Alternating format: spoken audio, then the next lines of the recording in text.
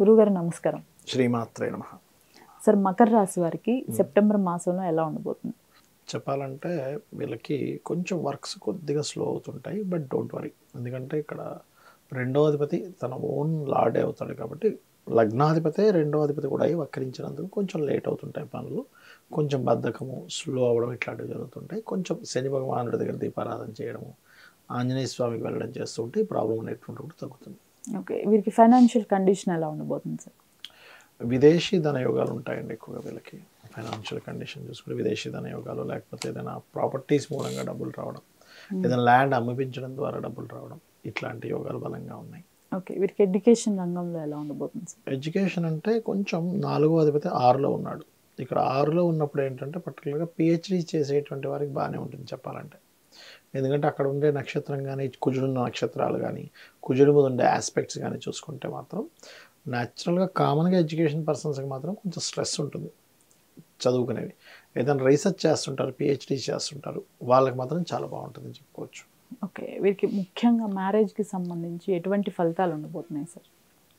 Marriage అంటే ఇక్కడ సప్తమ స్థానంలో బుధుడు ఉన్నాడండి. 5వ తేదీ వరకు ఉంటాడు. 5 తర్వాత మళ్ళీ సింహంలోకి వచ్చేస్తాడు.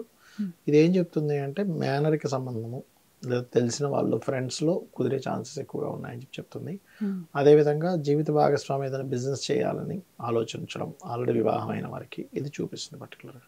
జాబ్ పరంగా, బిజినెస్ పరంగా ఎలా ఉండబోతుంది సార్? మకరం లగ్నం వారికి దశమాధిపతి శుక్రుడు కేతువుతో ఉన్నాడు. సో జాబ్ పరంగా సంతానానికి సంబంధించిన విషయంలోని, ప్రేమ వ్యవహారాల విషయంలోని చాలా జాగ్రత్తగా ఉండాలి వీరు.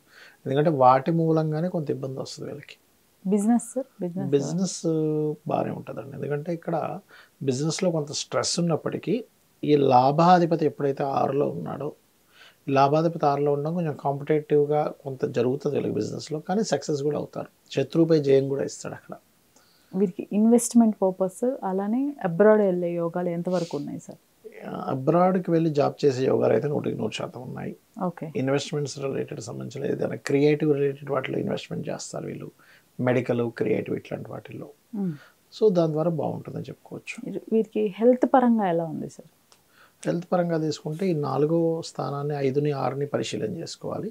వేడి చేయడం ఎక్కువగా, బాడీ పెయిన్స్, వేడి చేయడము, కొంచెం బాడీ అంతా ఒక రకంగా పట్టేసి ఉండడం. ఎందుకంటే 6లో కుజుడు ఉన్నాడు, ఈ మకర రాశిలోకి వక్రించుకుంటూ శని వస్తున్నాడు. సో శని కుజ కాంబినేషన్ ఎక్కువగా ఉంది.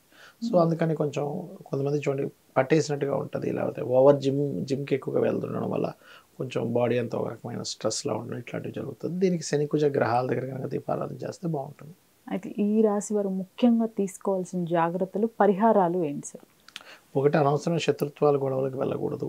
జాబ్ విషయంలో జాగ్రత్తగా ఉండాలి. జాబ్ రావడానికి ఓం మాణిక్య మకుటాకార జానద్వై విరాజితాయే నమః చేసుకుంటే బాగుంటుంది. అయితే కొంతమందికి వారి రాసులు ఏంటి అనేది తెలీదు. గోచారం ప్రకారం వారికి ఎలా ఉండబోతుంది అంటారు? ఫస్ట్ ఆఫ్ ఆల్ అమ్మ, మనకి అంటే మన వీడియో ఇంకా మనకి శ్రావణ మాసంలోనే రిలీజ్ అవుతుంది కాబట్టి చెప్తున్నాను.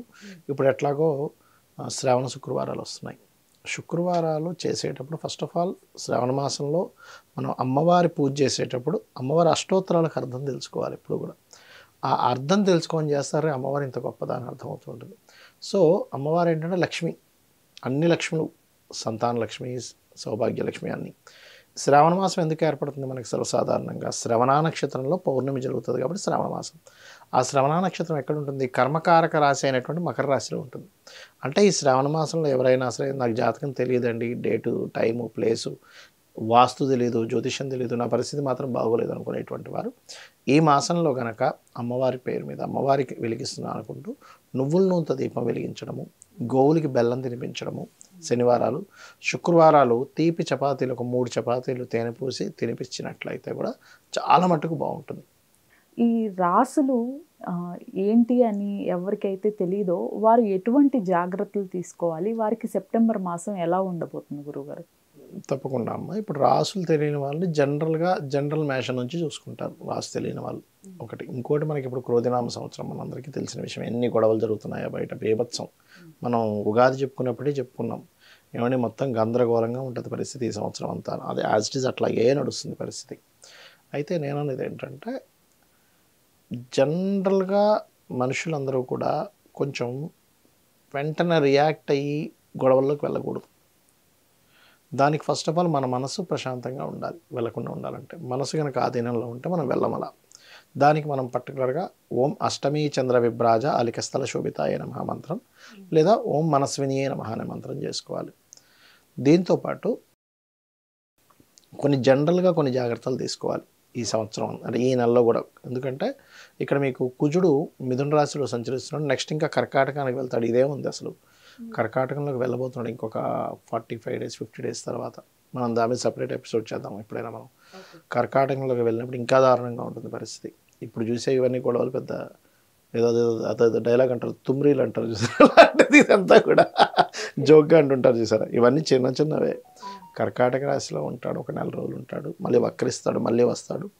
సో ఏదైనా వచ్చే ఉగాది వరకు కూడా ఈ కర్కాటక రాశిలో సంచారం మళ్ళీ వెనక్కి వెళ్ళడం మళ్ళీ కర్కాటక రాశిలోకి ఉంది. కాబట్టి నేను చెప్పేది ఒకటే, అందరికీ కూడా కాస్త వాహనాల మీద వెళ్ళేటప్పుడు స్లోగా వెళ్ళండి.